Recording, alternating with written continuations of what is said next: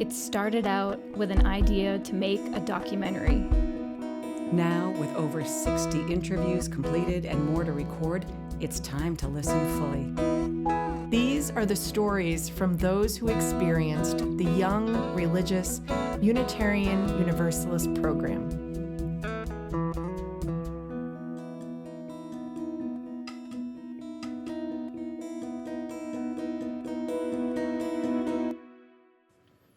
Hello and welcome to episode 5.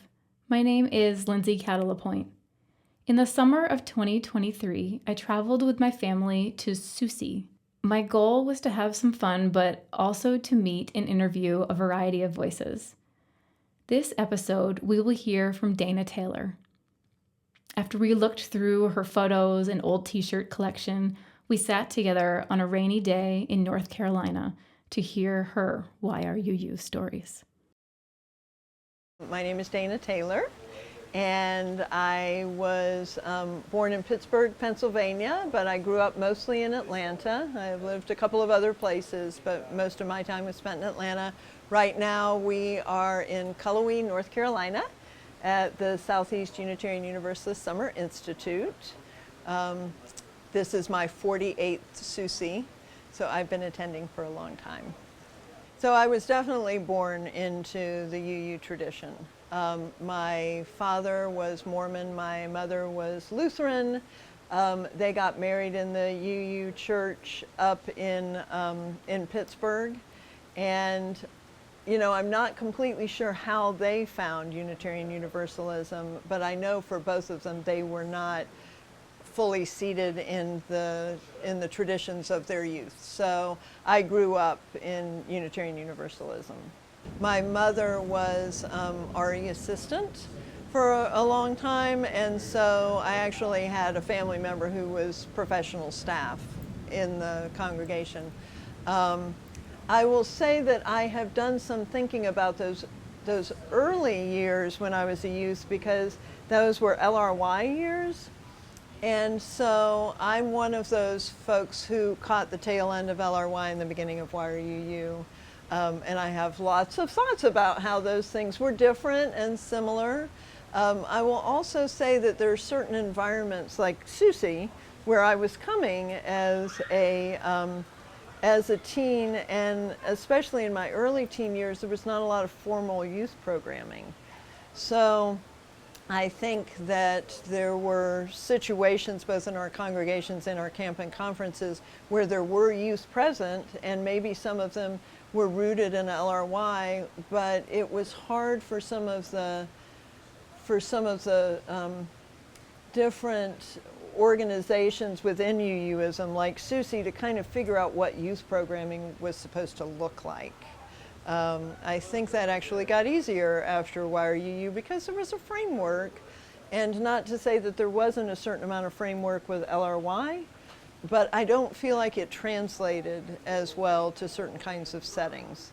I feel like a lot of that framework translated really well to some of the bigger conferences like ConCon and things like that, and maybe not some of our other UU camps and conferences. So that was kind of my growing up in the youth movement.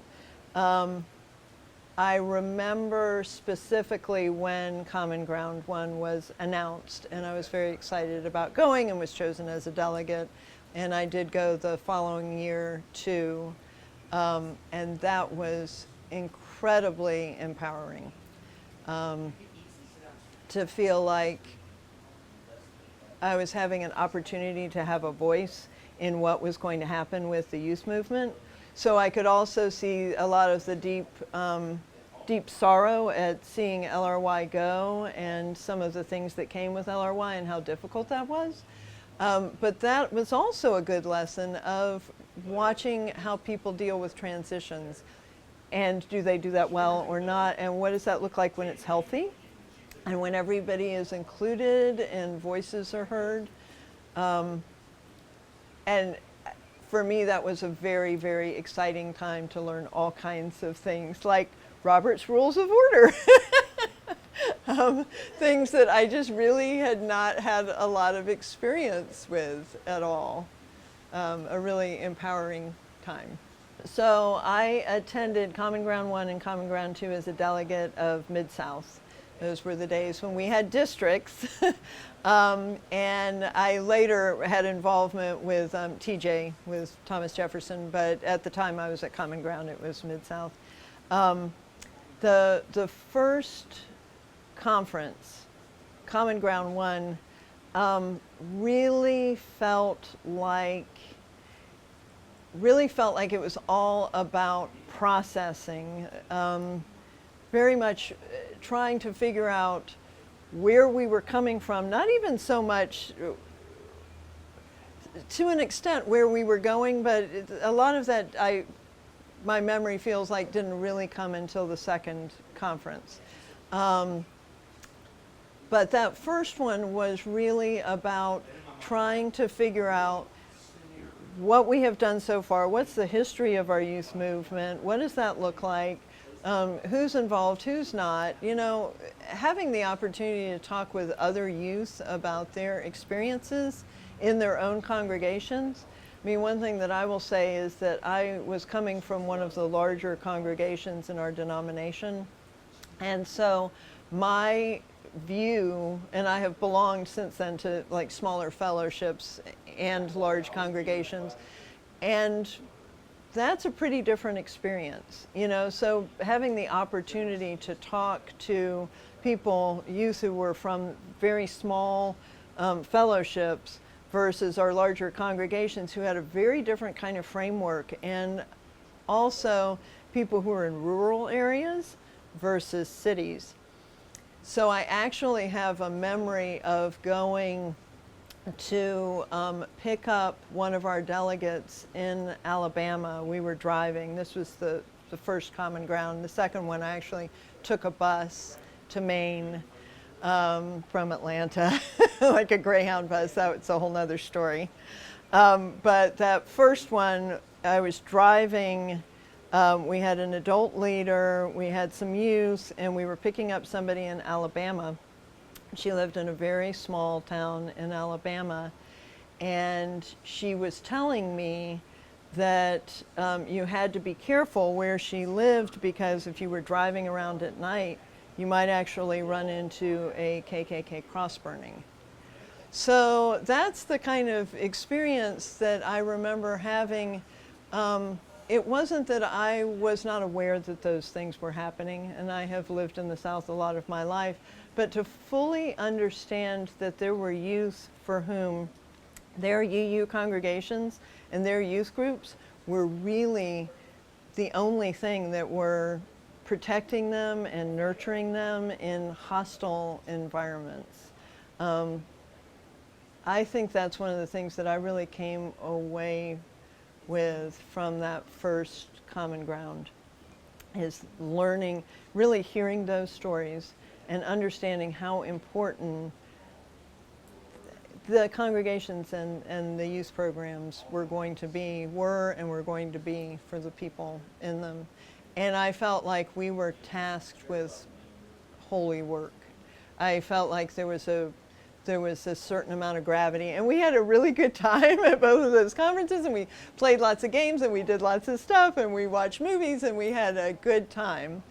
I was trying to go through my photos before I came, and I found that I have like no pictures of the business sessions, right? I have pictures of everything else, none of the business sessions, but those business sessions I really remember, because it was heavy, important stuff. And it felt to me like it was important that we were there. I felt like I was really heard and listened to, and there was a very specific framework for discussing the things that were coming up. So that, again, I came away from that conference of thinking, this is really important work, and I knew that I wanted to go to the second one. I wouldn't have missed that for anything, hence getting on the Greyhound bus. That was quite a lengthy bus ride, you know, with long stops and things like that. I ended up meeting an ex-convict from Cuba that I rode with for a while, who was really kind of a character. but there again, like kind of an empowering experience of this is important and I'm going to travel to do this, and it doesn't matter how many hours it takes me, if nobody can drive me, this is how this is going to happen. So the second one, I felt like there was then the experience from the year before, seeing some of the same folks again, but knowing that we needed to have this sense of kind of like, we have to have this done by the time this conference is over. Like, we need to figure this out. One of the things that I really remember was trying to choose the name. That is one of those things that really sticks out in my brain. The conversations about that and the pros and cons and things that people were coming up with. I wish I had a list of those. I'm sure it's someplace or another in archives. But and some of them would be just goofy, and everybody would go, are you kidding? Like, that's funny, but no. And then, the conversations about putting the word religious in that name was a really big deal. The UU, fine, putting in youth or young, that made perfect sense. But having some clarity about what that meant. What does that mean? One of the things that I think UUs do well and don't, in turn, is making sure that we are seated in our faith in all of our UU environments. And I actually have even seen that come up this week. I've seen that come up in my congregation recently.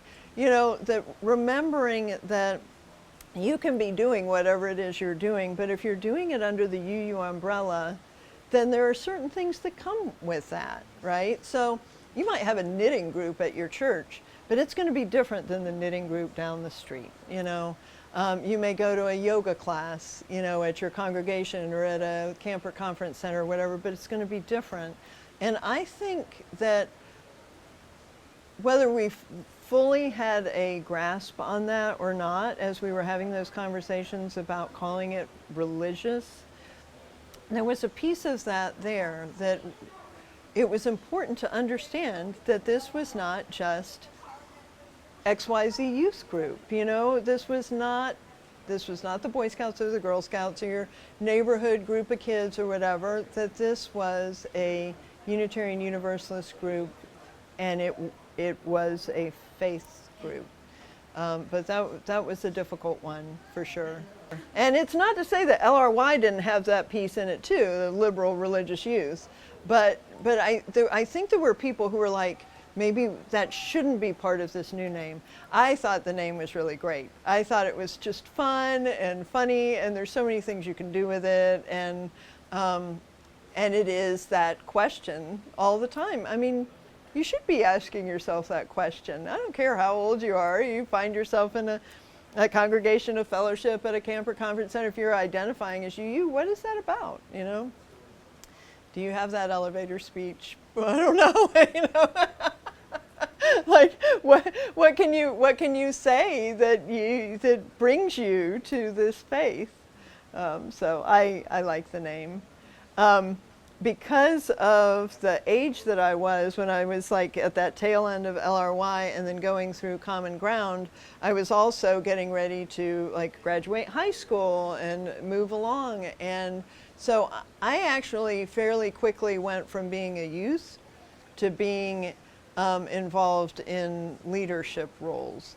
And there were fewer rules about that, about age. Pros or cons there for sure. I certainly get having more specific age requirements for youth advisors, etc. But this was a time where, especially like at a smaller fellowship, if they had somebody that could background check and was trustworthy, could move into that kind of leadership role. So I did that fairly quickly. I was at the end of Common Ground 2. I was voted on to be the council member for Mid-South. So I actually just went back and looked at that first issue of Synapse, because there was lots about Common Ground and the people in new leadership, but there was also a lot about the trip to India that took place right after that I was able to go on as one of 7 people from North America. And some of those people had also been very involved in youth movement and at Common Ground 1 and Common Ground 2. So when I think about that trip to India, I kind of think of it as an extension for me of those 2 conferences and my connection there. I'm pretty darn sure I wouldn't have been able to go to India the way that I did had it not been for my connection with those conferences. So. Yeah, so that trip was led by the Reverend Wayne Arneson, and it was sponsored by the IARF, the International Association for Religious Freedom. So there were young adults from all over the world that went on that trip to India. And one of the things that I discovered is what is considered a young adult in Japan is different than the Philippines, is different than North America, like very different ideas. And so the ages ranged a little bit more than you might think. But we had 7 people from the United States and Canada. We had a pretty healthy group of people, young adults from Japan. We had somebody from the Philippines. We had somebody from Northern Ireland, a couple of people from England. And so there were, part of what happened, and we were there for about a month. Part of what happened is that we were getting to know about each other and each other's cultures while we were traveling around India. And we were meeting with different religious groups and different traditions in India, learning about those different groups. So we were meeting with a Hindu group, or we were meeting with the Jains, or we did some service work while we were there. We also saw some things that you might see as a tourist in India, like the Taj Mahal. We saw the sunrise on the Ganges, so we did that as a group, and then at the tail end of our trip, maybe like the last week or 10 days, we were joined by a group of young adult Indians, YRUU, Unitarian young adult Indians too. So then they were learning about our cultures, and they were giving us kind of a different view than we had seen, so far. It was phenomenal. It was a really phenomenal trip. Pretty life-changing. But again, in my head, I see those things as being kind of extensions, like Common Ground 1 and Common Ground 2, and that trip to India, for me, were all really significant events where I felt like the learning curve was really steep and very significant for everything else pretty much that has come in my life. We will return after this message. Thanks so much for all your amazing support for our documentary. Your help in so many ways is super valuable as we keep moving forward. To get these important stories out to everyone around the world, we are now looking for a little more financial help. Please head over to YRUU.org. That's all spelled out, YRUU.org/donate, and give whatever you can. We really appreciate your generosity.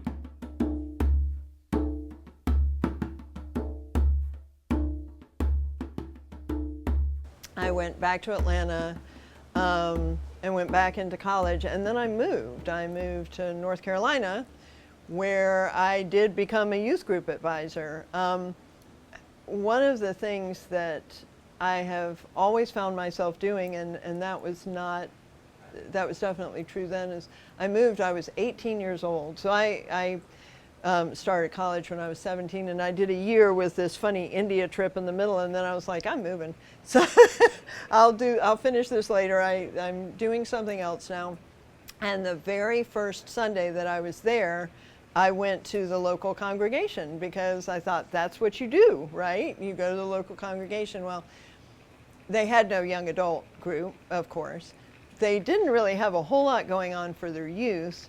Plus, I moved at the very beginning of June, and so the Sunday that I went was like their last Sunday of the regular program year, as many congregations at least used to do. I don't think so many do anymore, but things definitely still slow down most places.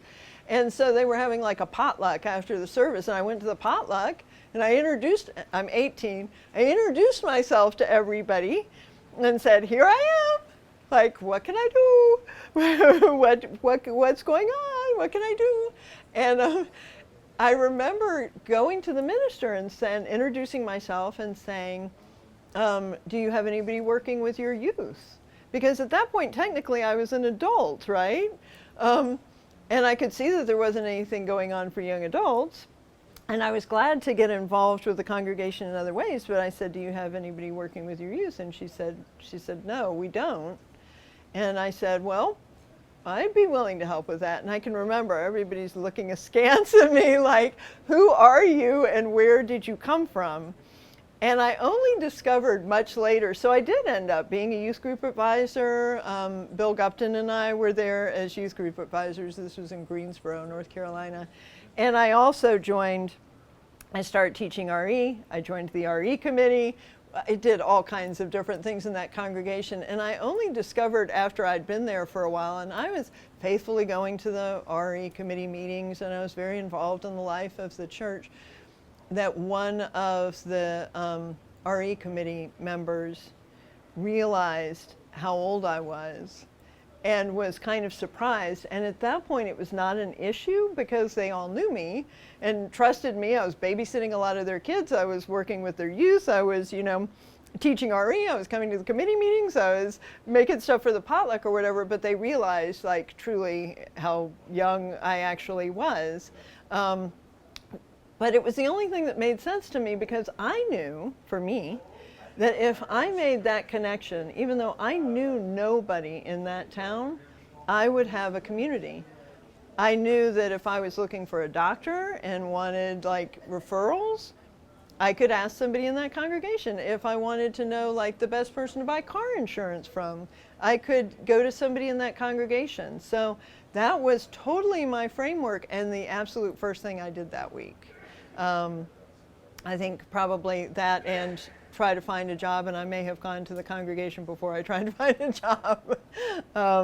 So I ended up doing 10 years of volunteer youth work in 3 different congregations before I actually was hired as a member of professional staff in a congregation as the youth director. So, and I have had that position twice, and I was also the director of campus ministries. So my history of that youth work is very much in this YRUU years and framework. My first position as a youth director was on paid staff was like 1993. In there, and the second time it was 2005 maybe, so very much within the YRUU framework. When I just really started processing all the different ways I have been involved in UUism, whether it was like connected with CU2C2, our camp and conference group, some of the places that I visited like Star Island, or continuing to attend SUSE, staying at the mountain, being on staff other places. Aside from my professional work and the way that my UU values show up there, I am very convinced that my years of youth involvement, and then those years at Common Ground 1 and Common Ground 2 and seeing that through, are really probably like what helped make things stick. I felt very empowered. I felt it was easy for me to go to a brand new town and go to that congregation and feel like I could say, I'm here, you know, because I trusted that they would see me, even if maybe they didn't completely know what to do with me at that first potluck, that they would see me and that they would hear me. It has helped me as an adult to also always listen to youth. So I was on the SUSE board here some years ago, and we have 2 youth reps on the SUSE board. And one of the things that I remember very specifically about that experience was that there were quite a number of times where we would be discussing some business, and I wasn't the only one who would do this, but I remember doing it pretty frequently, of stopping everybody and saying, let's let them talk. You know, we need to step back, let them step up, because I know how important those voices are in our denomination. And I always, anytime I'm working with youth, anytime in any of our environments, I always learn something. Always. There's so much there's so much wisdom that comes from the youth. Yesterday we had the board forum for the candidates, and there is only one youth who's running for the one position this year, but she was there answering questions, and she gave a statement that I really hope somebody recorded. I wish that I had. I thought, oh my gosh, like she had all of the words, the verbiage, she was so deeply rooted there in what she was talking about. I was floored and reminded again that how important our youth are to our denomination, and not just because our denomination is getting, members are getting older, and churches and religious communities are losing people all over the map, not just UUs, everybody, but and that you obviously want kids and youth to be moving up in your ranks, but it's not just to fill the pews. It's not about that. It's really about listening and tapping into that wisdom. I also, one of the other things that I feel like that time and those experiences helped me with is the idea of covenant. And I'm a lay minister in my current congregation, and I actually just delivered a homily about a week ago, 10 days ago. Our lay ministers were doing a service specifically on covenant, and so I delivered a homily on that. And while I wasn't specifically talking about my youth experience, one of the things that I think is that in my experience, both as a youth and as a youth leader, we always had YACs, right? We had youth adult committees. We had that shared responsibility where the youth really were encouraged to speak up, and the adults were there as guides and to help as needed, but that was a shared responsibility and conversation. And I can definitely remember some situations, and we had YACs for every youth group, for every youth con. Anytime you had a bunch of youth together, you had a YAC, right? So you had like a Mid-South YAC, which would have been your district YAC, but then if we had a con, then we would have a group for that too, right? And I can remember we had a very large youth conference in Atlanta. It was the first conference. We called it the first conference of the 1990s. I have a T-shirt, and there were 200 plus people there for 4 days because we did it over Martin Luther King, and so it was a lot to manage, and there was a lot going on, and it was a really exciting time and I think, a great conference, but there were some issues. You've got that many people together, you're going to have some issues. And one of the things that I remember from that conference, and I remember similarly some other conferences, is when you run into that kind of trouble and things go amiss, then that yak was expected to step up and figure out what to do with that, you know, and so that everybody can get back into covenant and process what's happened and look at any hurt that's been done and figure out how to move on. And I know that as a denomination, I feel like there's a lot of work being done around covenant and covenanting right now, but I feel like a lot of us were doing that work previously. And so that also, I think, has been really valuable, and I dare say valuable for other people who went through that. And I just feel like all you have to do is look at the news and see that people do not know how to disagree with other people in a way that is healthy or productive. And we YRUU struggle with that too. And I think that's some of the most important work we do.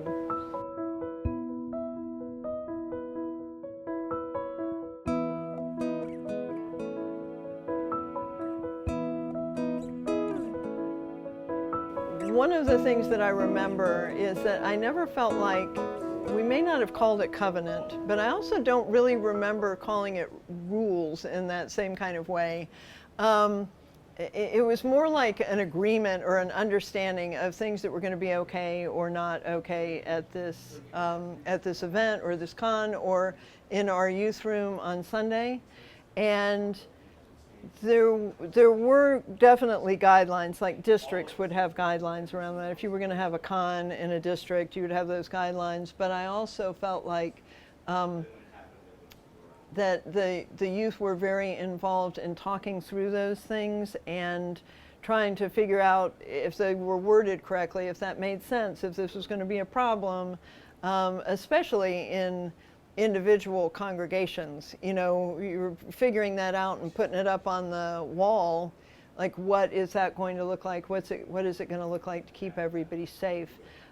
When we did run into problems, particularly at things like conferences where you've got a lot of people who are overtired, they're eating weirdly, they're not getting enough sleep, they're super excited, that it's easy to make small and large missteps in those environments. And so what I really remember that looking like in real time in terms of trying to address those issues would be to try to figure out first, like, is there actually an issue of safety? You know, it's one thing if you've got a couple of people who are disagreeing about something. If there's a real safety issue, that looks a little bit different. But that the yak would convene, and that could be an emergency situation, would convene and figure out what had happened, would call on the people involved, you know, listen to them, almost like in a conflict resolution kind of style situation, to try to work through what needed to happen. There were situations where people full on needed to leave, and that is something that, you know, sometimes would happen too. But never without a conversation with people who were asked to leave. And I think that's a piece of it too. I can never remember a situation where, like, somebody was asked to leave a con, but they had no idea why or what was going on or whatever, you know. So I felt like there was always dialogue.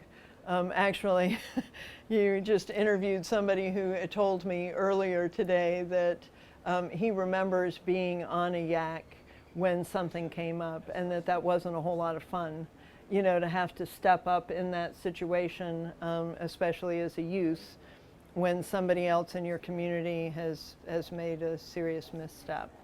But I don't think that he would say that he would have had it any other way, and I certainly wouldn't I felt like that was very important, that again, that those were youth and adults involved in those groups and helping to kind of guide. One other thing that I will say, a gift that those years gave me, was in crafting worship.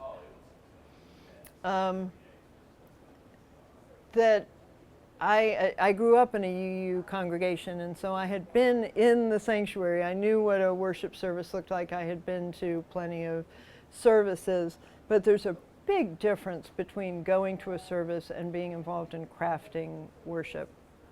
And I remember doing a lot of that, and this kind of harkens back too to, doing things in that like UU framework. I remember doing a lot of that at our conferences. I remember, having specific youth who really would enjoy doing that, and they would work on those like morning worships or evening worships or for something special. I remember doing that for our entire congregation also. But in a little bit of a different way. I think there are a lot of congregations now that have like Youth Sunday, and so it's sort of like we'll trot the youth out on this Sunday, and maybe it's the coming of age class, and maybe it's a special like youth-oriented service, and I think that there is value in that, and I'm not going to say that there's not, but there's also plenty of congregants who won't show up on those Sundays if you advertise them that way. I think figuring out how to integrate the youth more regularly into worship experiences is really important. And I also think that giving youth the tools and encouraging them to do that in their own communities, that it doesn't always have to be that, okay, it's May and we're supposed to do this for the congregation, so everybody like, let's get out the hymnals and figure something out here. But like really being excited about the idea of creating worship for each other. And also for the congregation at large in a different kind of way. So that's something that I feel like was a real gift.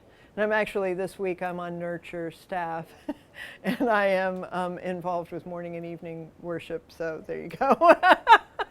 I told you that I was involved with campus ministry briefly until the congregation decided they didn't want to fund it anymore. And most congregations that I have been familiar with that have had any campus ministry often are doing that through a volunteer lens, because there's somebody in the congregation who really wants to make it happen, and that's great until they're not at that congregation anymore and the whole thing falls apart. So I was really excited that this congregation was going to fund that. And I had started making connections at local colleges and campuses and with other campus ministers, and I was going to fairs and doing all this stuff, and they decided to defund the position because they wanted to put their resources someplace else. And I had also made contact with pretty much anybody that was doing campus ministry in our denomination all over the country too, going to GA and things like that. So I was really excited about that, and I think that's a place we're really, really missing the boat. But I also am afraid to say that I feel like we're kind of missing the boat in a lot of our youth work right now. If people can get the message of how important those YRUU years were for so many of us, and how many of us have become professional ministers, have gone on in our denomination to be leaders, either lay leaders or professional leaders, how empowered we felt to do that we are the ones who have stuck around in a lot of cases. And not everybody involved in YRUU stuck around. They went other places and did other things, I get that. But there are an awful lot of people who really, I think, were really empowered to not just stay within the denomination, but really want to contribute and give back.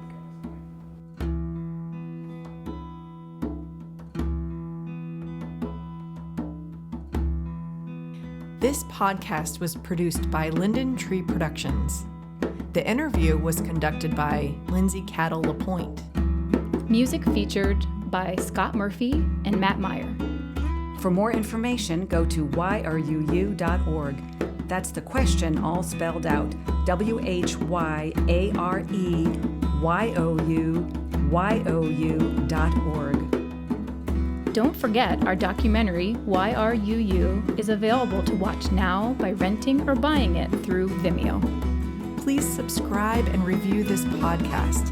It will really help more folks find this content. Thank you.